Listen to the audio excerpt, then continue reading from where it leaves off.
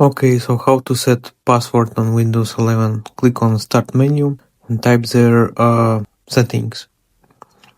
Best match, click on it. Here you can see options.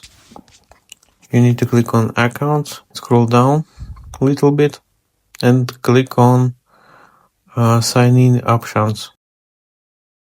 Make sure to click on it. After that, click on passwords. It will load a menu and now you can click on add. Click on it and here you can add your password. Also you can add here a password hint in case if you forgot your password. And after that click on next button. Yeah, click on it and close all windows. You can restart your computer and that's it. I hope this video was helpful. Make sure to like and subscribe.